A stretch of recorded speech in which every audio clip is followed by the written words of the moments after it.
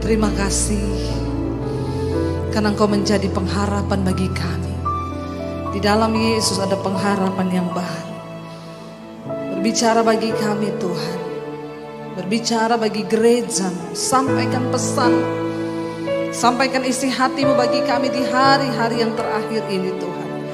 Agar kami tidak bermain-main dengan kekristenan kami, dengan iman kami Tuhan.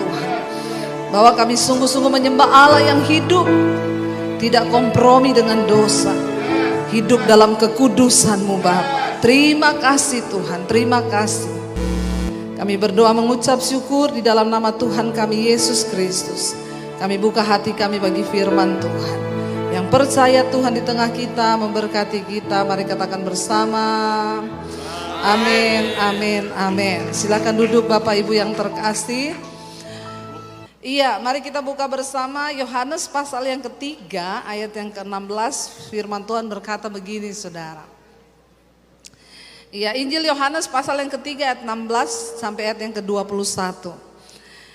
Karena begitu besar kasih Allah akan dunia ini, sehingga Ia telah mengaruniakan anaknya yang tunggal, supaya setiap orang yang percaya kepadanya tidak binasa, melainkan beroleh hidup yang kekal. Ayat berikutnya di sana dikatakan, ya, supaya memperoleh hidup yang kekal. Sebab Allah mengutus anaknya ke dalam dunia, bukan untuk menghakimi dunia, melainkan untuk menyelamatkannya oleh Dia, yaitu Yesus. Barang siapa percaya kepadanya, ia tidak akan dihukum. Barang siapa tidak percaya, ia telah berada di bawah hukuman. Sebab ia tidak percaya dalam nama anak tunggal Allah. Dan inilah hukuman itu. Firman Tuhan berkata, terang telah datang ke dalam dunia, tetapi manusia lebih menyukai kegelapan daripada terang, sebab perbuatan-perbuatan mereka jahat. Barang siapa berbuat jahat, membenci terang dan tidak datang kepada terang itu, supaya perbuatan-perbuatannya yang jahat itu tidak nampak. Tetapi barang siapa melakukan yang benar, ia datang kepada terang, supaya menjadi nyata bahwa perbuatan-perbuatannya dilakukan di dalam Allah. Katakan amin. Kita sering kali menghafal ayat ini, bahkan ada lagu. Karena begitu Allah cinta dunia, hingga diberikannya anaknya yang tunggal, supaya yang percaya tidak binasa, melainkan dapat hidup kekal. Ayat ini berkata, karena begitu besar kasih Allah akan dunia ini, sehingga diberikan anaknya yang tunggal. Saudara, ya, dari zaman perjanjian lama, bangsa Israel itu menyembah kepada Allah. Tapi mereka tidak tahu bentuk Allah itu seperti apa. Ya, saudara tahu semua ya dalam kisah perjanjian lama. Mereka menyembah Allah tapi mereka tidak tahu Allah yang seperti apa. Dan Allah berfirman kepada Musa, aku menampakkan diri kepada umatku Israel, tidak di dalam bentuk ataupun satu rupa. Allah menampakkan diri dalam bentuk api, dalam bentuk cahaya, dalam bentuk terang, dalam bentuk angin. Tetapi Dia tidak menampakkan diri dalam bentuk rupa. Kenapa saudara? Karena Allah berkata kepada Musa, sebab jika aku menampakkan diri dalam bentuk rupa, maka bangsa Israel pasti akan membuat patung yang menyerupai Allah itu. Dan mereka akan menyembah patung itu. Padahal Tuhan Allah tidak ada di situ. Di dalam kisah perjanjian lama, bangsa Israel sangat dekat dengan penyembahan berhala. Ya, karena ya memang manusia membutuhkan gambaran Tuhan. Tapi mereka tidak menemukan Tuhan. Mereka Musa hanya melihat Tuhan dalam bentuk cahaya, dalam bentuk api, dalam bentuk yang Tuhan mau, tapi bukan berupa wujud. Tujuannya karena Tuhan tidak mau bangsa itu membuat sesuatu yang serupa dengan dia lalu menyembah dia. Akhirnya mereka jatuh lagi dalam penyembahan berhala. Saudara, coba kita lihat di dalam Kolose pasal yang pertama. Ya, dalam surat Kolose pasal yang pertama. Di sana Rasul Paulus menggambarkan tentang siapa Yesus, ayat yang ke-15. Kolose pasal yang pertama ayat yang ke-15, Saudara. Ya, Rasul Paulus berkata di sana, dia menulis, dia berkata, "Ia, Yesus," kalau kita lihat judul perikopnya adalah keutamaan Kristus. Ia adalah gambar Allah yang tidak kelihatan, yang sulung, lebih utama dari segala yang diciptakan. Kita tahu bersama bahwa Yesus itu adalah gambaran Allah. Kenapa Allah harus turun menjadi manusia? Sebab dia tahu bahwa manusia itu membutuhkan figur. Mari kita mengerti dulu akan arti kedatangan Kristus. Supaya kita tahu dan kita nggak goncang. Tapi banyak manusia mengartikan kegelapan itu, oh resesi ekonomi, oh keuangan yang menakutkan. Padahal kalau dari cara pandang Tuhan, apa itu kegelapan? Orang yang hidup di dalam dosa, tidak ada terang. Dan bukankah memang dunia ini sudah ada di dalam gelap? Ya, inilah hukuman itu. Dan inilah hukuman itu. Terang telah datang ke dalam dunia, tetapi manusia lebih menyukai apa? Kegelapan daripada terang. Ini loh penghukuman itu. Terang telah datang ke dalam dunia. Yesus sudah datang ke dalam dunia sebagai terang. Tetapi dikatakan di sana, manusia lebih menyukai kegelapan daripada terang. Sebab apa? Perbuatan-perbuatan mereka itu apa? Jahat. Jadi apa sih kegelapan itu di mata Tuhan? Orang yang sudah mengaku jadi Kristen tapi masih hidup di dalam dosa, engkau adalah kegelapan. Jadi gak usah tunggu dunia ini dalam kegelapan. Kalau engkau tetap hidup dalam dosa, maka engkau adalah kegelapan. Kita tidak perlu takut. Dikatakan terang itu telah datang ke dalam dunia. Yesus yang adalah terang dunia sudah datang ke dalam dunia. Tetapi dunia lebih memilih untuk tinggal di dalam kegelapan. Nah, hari ini mari kita introspeksi diri, saudara. Apakah kekristenan kita selama ini sudah sungguh-sungguh menjadi terang? Atau kita berkata kita Kristen, percaya Yesus, tapi ternyata kita masih suka tinggal di dalam gelap. Dan Alkitab berkata terang yang sesungguhnya itu sedang datang ke dalam dunia. Apa yang harus kita persiapkan hari ini? Saudara, inilah waktunya Yesus berkata, engkau adalah terang dunia. Kita semua harus percaya bahwa kita akan menjadi terang-terang Kristus yang akan bercahaya untuk menerangi dunia yang gelap ini. Katakan, amin. Itu loh sebuah pengharapan. Ya, jangan kita ciut, kita takut, loh kita lupa, saya ini baru dibukakan Tuhan, saudara.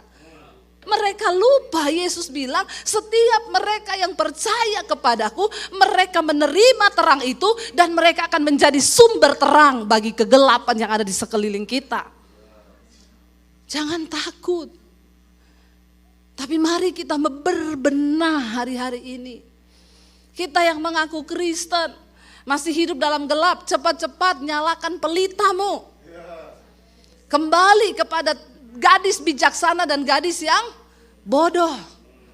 Kenapa mereka akhirnya ditutup pintu? Mereka gak bisa masuk. Karena mereka tidak mempersiapkan pelitanya tetap menyala. Apa yang kita tangkap hari ini? Persiapkan pelita saudara. Karena Tuhan akan memakai kita untuk menjadi terangnya saudara. Ayat ini jelas berkata, inilah hukuman itu, terang telah datang ke dalam dunia tetapi manusia lebih menyukai kegelapan daripada terang. Sebab perbuatan-perbuatan mereka jahat. Sebab barang siapa berbuat jahat membenci terang. Jangan main-main. Kita ngaku Kristen. Tapi kalau engkau masih hidup dalam dosa dan terus berbuat dosa, maka engkau membenci terang itu. Kenapa dikatakan membenci terang? Sebab dikatakan di sana, sebab perbuatan mereka jahat, sebab barang siapa berbuat jahat, membenci terang dan tidak datang kepada terang itu. Supaya apa? Karena mereka takut perbuatan-perbuatannya itu akan menjadi nampak di dalam terang. Tapi kalau mereka tetap dalam kegelapan, maka perbuatan-perbuatannya aman, tetap tersembunyi. Jangan sampai saudara, kita menjadi orang-orang yang tertinggal ketika Tuhan datang. Saya berdoa, penyaringan demi penyaringan akan terjadi. Jemaat dimurnikan, gereja dimurnikan, pendeta dimurnikan, gembala dimurnikan, penginjil dimurnikan, semua orang dimurnikan. Dan akan terus dimurnikan saudara. Cuma Pak Ferry yang tepuk tangan gede. Yang lain tidak ada yang tepuk tangan, kalau pemurnian tuh gak ada yang tepuk tangan.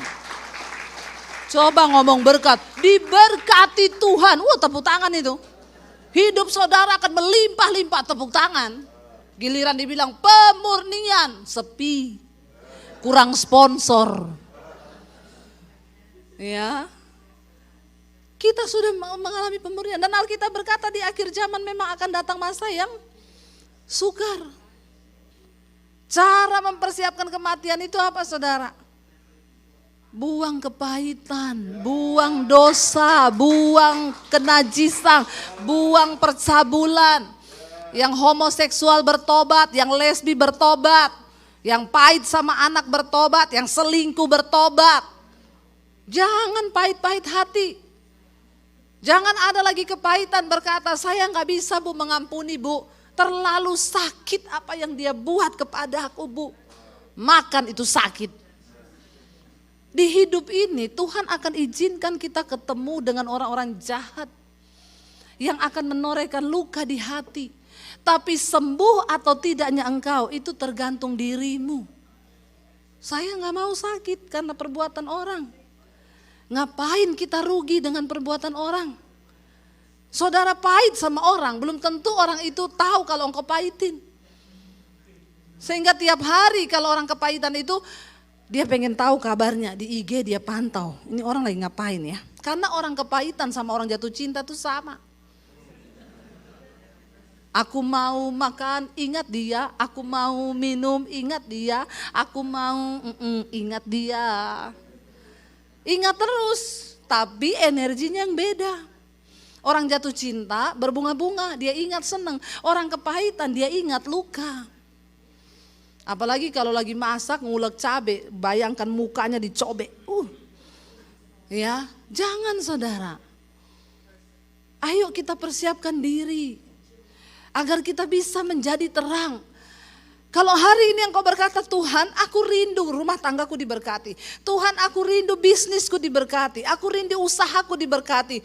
Saudara percayalah Tuhan terlebih rindu untuk memberkati hidupmu. Kenapa? Karena itu sudah janjinya. Dia berjanji ketika engkau datang kepadaku. Marilah kepadaku hai kamu yang letih, lesu, berbeban berat. Aku akan beri kepadamu kelegaan. Dan kelegaan yang dari Tuhan itu bukan kayak kelegaan yang dari dunia. Saudara ada masalah, saudara pergi ke tempat dugem, saudara goyang-goyang kepala. Saudara pulang, begitu sadar makin puyeng kepalamu. Itu hanya kelegaan sesaat. Ketika engkau mengalami tekanan, engkau lari ke hal-hal yang lain. Mungkin engkau karaoke, engkau ketemu dengan teman, engkau ketawa, hahaha, engkau pulang. Itu semua gak selesai. Tapi waktu engkau datang kepada Yesus, Dia yang berkata, datang kepadaku, hai kamu yang letih lesu dan berbeban berat, aku akan beri engkau kelegaan. Amin saudara. Kita butuh kelegaan yang dari Tuhan. Hari-hari ini kita capek jalani hidup sendiri. Engkau tidak akan pernah kuat menjalani hidup ini sendiri. Engkau butuh Tuhan. Kita butuh Tuhan. Karena itu jangan pernah izinkan pahit hidup, kecewa. Saya bingung saudara kalau ada orang-orang yang kecewa, marah itu disimpan terus. Saya pernah melayani di satu retreat. Ada seorang ibu tuh dibawa kepada saya saudara. Sama panitia, Bu Debbie doakan dia Bu. Saya lihat modelnya itu saya gak pengen doakan saudara. Dia itu datang dengan gaya. Tapi panitianya ngomong, kasihan Bu, doakan Bu. Ya udah, ayo kita berdoa. Saya tumpang tangan, begitu baru tumpang tangan dalam nama Yesus, menggelepar dia jatuh, teriak, histeris. Saya baru kali ini lihat yang begitu. Lalu 6 pendoa datang, ditengking, didoakan, makin menggelepar, makin jadi. Wah saya lihat ini udah gak benar. Saya bilang sama para pendoa, lepaskan, minggir, gak usah dipegang, gak usah ditengking, minggir. Saya dekati ibu itu, saya bisikan satu kata. Langsung berhenti dia. Pendoanya datang, ibu ngomong apa sama dia? Kok dia langsung berhenti? Saya bilang mau tahu atau mau tahu banget? Ya, mau tahu banget Bu, sakti banget Bu. Ibu cuma bisik satu kata. Saya bilang tahu nggak? Saya bisikin di telinganya apa? Bu, nggak usah alay. Stop, langsung stop dia. Nggak usah lebay, nggak usah bikin diri. Setelah itu, loh cuma itu Bu, saya bilang sama pendoa, kamu harus bisa bedakan mana setan, mana alay. Orang kepahitan itu alay, lebay. Bahkan dia bisa bersandiwara loh dalam rumah tangga. Dia bisa pura-pura sakit, dia bisa pura-pura mau pingsan. Tapi anaknya, keluarganya udah tahu itu. Ngomong, main sinetron. Saudara, akhirnya setelah kita makan, ibu ini duduk di samping saya. Saya tanya, Bu, ibu kenapa seperti itu? Ibu itu ada masalah apa sebenarnya? Cerita ke saya mumpung kita ketemu. Nangis, saya kepahitan sama suami saya Bu. Kenapa? Dia selingkuh selama kami menikah Bu.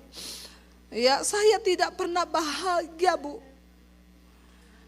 Apalagi ketika saya hamil anak yang ketiga. Tidak bahagia tapi anaknya 3. Itu orang Indonesia saudara. Ya, tidak bahagia aja anaknya 3. Apalagi kalau bahagia pasti 12. Ya, saudara ndak usah lihat dia lewat. Orang Indonesia ini memang kepo. Orang lewat saja dilihat saya saja di sini. Ya ngapain saudara lihat dia ya, dia lagi ngurusi biar nih sound system bagus. Lalu saudara dia cerita, waktu saya hamil anak yang ketiga Bu, suami saya tuh jelas-jelas ngomong ke saya, mana uang? Saya mau pergi sama perempuan, pacar saya. Saya bilang kamu tuh gak takut Tuhan loh. Dia bilang oh di dunia ini gak ada yang saya takut termasuk Tuhan. Lalu dia pergi begitu saja Bu. Gak berapa lama saya dapat telepon suami saya kecelakaan. Saya datang ke lokasinya Bu. Saya lihat ya Bu kepalanya itu pecah. Terus saya bilang puji Tuhan ya Bu suamimu gak mati. Mati Bu, mati di tempat. Jadi suami ibu ini sudah mati. Udah 10 tahun. Terus ibu ini tadi cerita kepahitan sama siapa? Sama dia Bu. Astagfirullah subhanallah. Terus saya bilang, jadi ibu kepahitan sama orang yang sudah mati? Iya, saya bilang sama dia, sampai di akhirat saya tidak akan mengampuni kau, terkutuk kau di akhirat jahanam. Aduh Tuhan saudara, saya bilang bu saya yakin anak-anak ibu itu pasti gak betah dekat dengan ibu.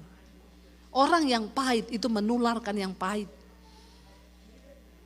Yesus sudah datang menjadi terang. Saudara, jangan engkau cuma merayakan Natal setiap tahun, merayakan tahun baru setiap tahun, pulang pergi gereja, tapi gak pernah ada perubahan dalam hidup kita. Tuhan bilang, bukan telingaku yang kurang tajam untuk mendengarkan seruan doamu, bukan tanganku yang kurang panjang untuk menjawab semua doa-doamu, tapi dosamu itu yang menghambat semua yang baik atas hidupmu. Tuhan tidak bisa menggenapi janjinya kalau kita juga tidak mau hidup dalam terang itu. Dan Yesus dengan jelas berkata, inilah penghukuman itu. Terang itu telah datang ke dalam dunia, tapi manusia lebih menyukai kegelapan. Karena perbuatan-perbuatan mereka adalah jahat. Ayo kita tinggalkan segala dosa. Ayo kita buang segala hal yang tidak berkenan kepada Tuhan. Saudara, kalau kita ini mau sungguh-sungguh menjadi anak kesayangannya Tuhan, saudara, ya, maka ada hal yang harus kita kerjakan. Kita buka bersama Ulangan pasal 26. Tuhan sudah menjanjikan kepada bangsa Israel untuk mereka masuk ke tanah perjanjian yang berlimpah susu dan madu. Ulangan 26 ayat 16 dan sampai ayat yang ke-19 kita akan baca. Firman Tuhan berkata, saudara, ya, Tuhan menyampaikan ini kepada Musa bagi bangsa Israel. Ulangan 26 ayat 16 sampai ayat 19.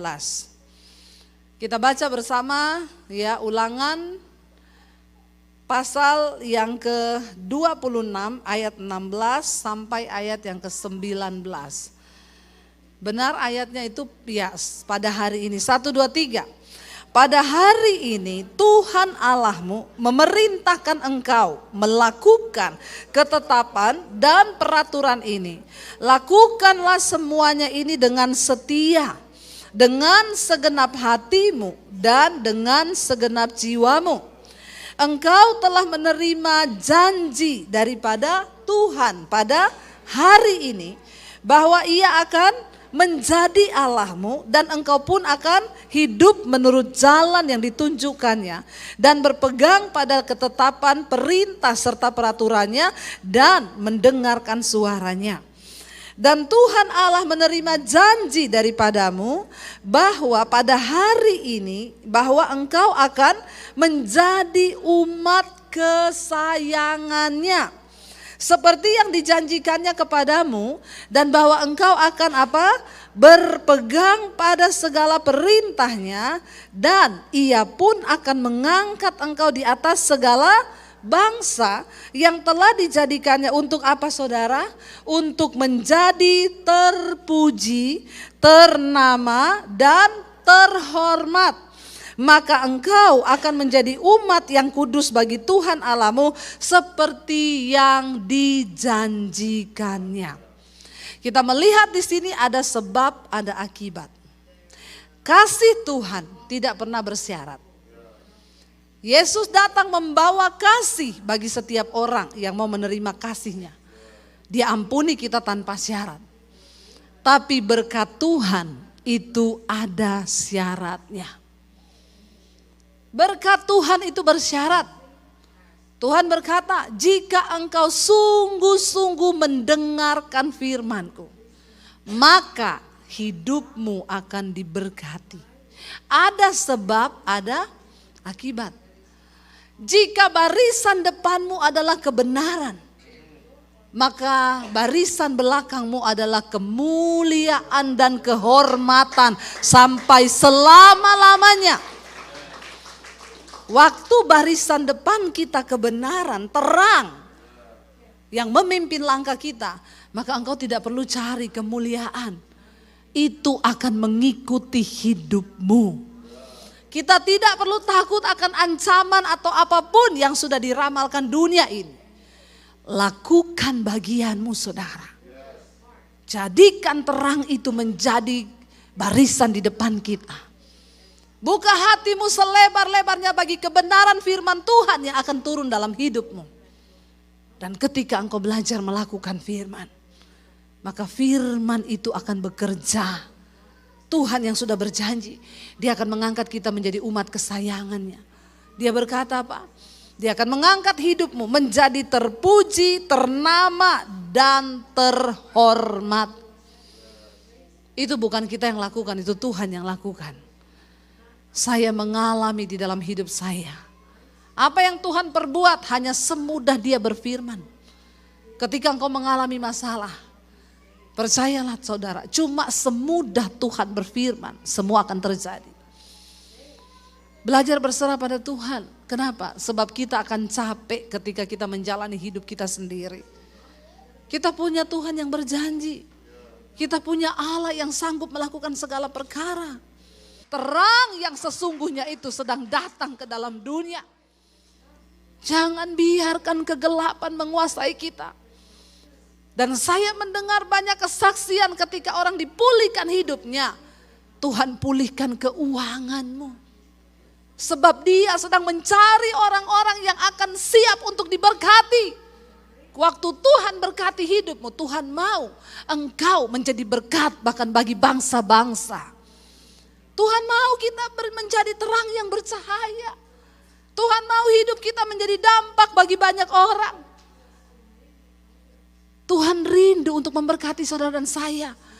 Tahun depan adalah tahun waktunya untuk kita bersinar, membagikan terang Tuhan itu kepada dunia yang sedang ada di dalam kegelapan. Saya hanya mau sampaikan satu hal saudara. Persiapkan hidupmu hari ini.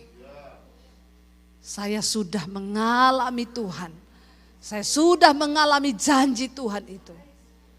Dia adalah terang yang sesungguhnya. Dia adalah Tuhan yang datang sebagai penasehat ajaib. Coba kita buka Yesaya dulu saudara. Terakhir ya saya ingin baca kitab Yesaya. Mungkin suami saya bisa tolong kita nyanyikan lagu satu pujian. Yesaya pasal yang ke-9. Namun sebelumnya kita baca dulu ya Yesaya 8 ayat 23 saudara. Yesaya 8 ayat 23 firman Tuhan berkata di sana begini. Tetapi tidak selamanya akan ada kesuraman untuk negeri yang terimpit itu. Kalau dahulu Tuhan merendahkan tanah Sebulon dan tanah Naftali, maka di kemudian hari Ia akan memuliakan jalan ke laut, daerah seberang sungai Yordan, wilayah bangsa-bangsa lain. Lalu kita lanjut Yesaya 9 ayat yang pertama saudara. Yesaya 9 ayat yang pertama dikatakan bangsa yang berjalan di dalam kegelapan telah melihat terang yang besar. Mereka yang diam di negeri kekelaman atasnya terang telah bersinar. Kenapa bangsa Israel dikatakan bangsa yang diam dalam kegelapan? Karena bangsa Israel pada waktu itu melakukan apa yang jahat di mata Tuhan. Mereka meminta petunjuk kepada orang mati, kepada arwah-arwah. Ya, kepada roh-roh petenung. Bukankah sebuah bangsa harus meminta petunjuk kepada Allahnya, tetapi Israel meminta petunjuk kepada orang mati. Dan Tuhan murka atas bangsa itu, mereka melakukan dosa sehingga bangsa itu berada di dalam kegelapan. Tetapi Yesus datang. Dia datang sebagai terang. Dikatakan di sana saudara, ayat yang kelima, Yesaya 9. Sebab seorang anak telah lahir untuk kita, seorang putra telah diberikan untuk kita. Lambang pemerintahan ada di atas bahunya. Dan namanya disebutkan orang penasehat ajaib, Allah yang perkasa, Bapa yang kekal, Dia Raja damai. Saudara, Yesus adalah terang yang sedang datang ke dalam dunia. Mari kita sungguh-sungguh membuka hati menjadi palungan untuk Yesus hadir. Jangan tinggal di dalam kegelapan. Dia mau menjadi penasehat yang ajaib bagi saudara dan saya. Dia mau memulihkan keadaan kita saudara. Asal kita mau sungguh-sungguh datang kepada terang itu. Biar Natal kali ini kita benar-benar mengalami terang Tuhan itu. Seorang anak, amin,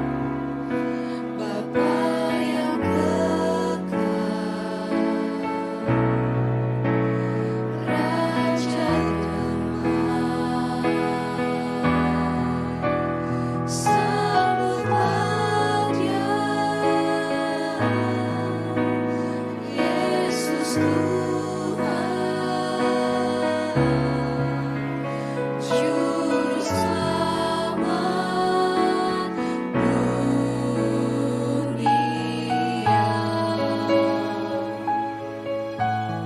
Terang yang sesungguhnya sedang datang ke dalam dunia. Dia mencari hati yang terbuka untuk bisa masuk dan menjadi terang atas hidup kita. Sama-sama katakan pujian ini, saudara. Seorang anak lahir untuk kita, seorang putera diberikan, lambang pemerintahan, lambang pemerintahan di atas bahunya, dan namanya pun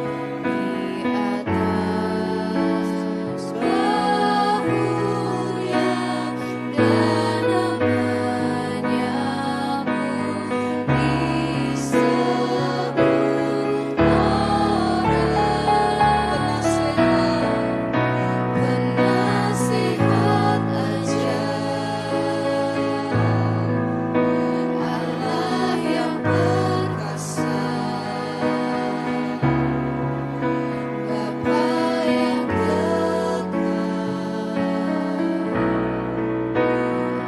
kekal, Raja damai.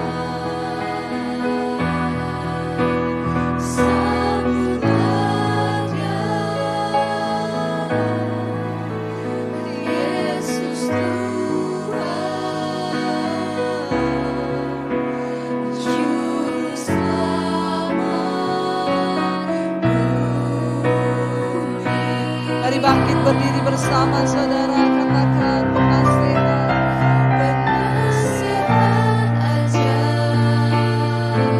Engkau Allah yang perkasa, Bapa yang kekal, Bapa yang kekal, Engkau Raja damai, Raja damai. sambutlah Dia, Yesus Tuhan, Juru Selamat dunia. Mari tundukkan kepalamu di dalam hadirat Tuhan. Sudah terlalu lama seringkali kita menyia-nyiakan terang itu dalam hidup kita. Firman-Nya berkata, terang yang sesungguhnya telah datang ke dalam dunia. Namun seringkali kita lebih memilih kegelapan. Hari ini katakan, Tuhan, kami buka hati kami untuk terang Tuhan turun. Beberapa hari lagi kami akan melangkah masuk di tahun yang baru. Kami tidak ingin melangkah membawa dosa-dosa lama. Karena barang siapa yang tinggal dan terus melakukan dosa, dia membenci kebenaran, dia membenci terang dan tidak datang kepada terang itu. Kami mau datang kepada terang-Mu Tuhan, supaya Engkau pulihkan hidup kami, pulihkan rumah tangga kami, pulihkan pekerjaan kami. Engkau yang berjanji akan memberikan semua yang baik bagi hidup kami. Kalau kami rindu untuk diberkati, maka Tuhan terlebih rindu untuk memberkati hidup-Mu. Jangan biarkan Engkau lelah di hidup ini, karena Engkau hidup dengan kekuatan-Mu sendiri. Karena itu Bapak Ibu, mari buka hati dan tanganmu. Terimalah kiranya berkat, rahmat, anugerah, damai sejahtera dari Allah Bapa turun atas hidup kita semua. Mulai hari ini bahkan sampai kali yang kedua, Tuhan Yesus datang kembali menjemput setiap kita. Dan nama kita tercatat di dalam kitab kehidupan. Dalam nama Tuhan Yesus, yang percaya diberkati Tuhan, katakan bersama. Amin, amin, amin.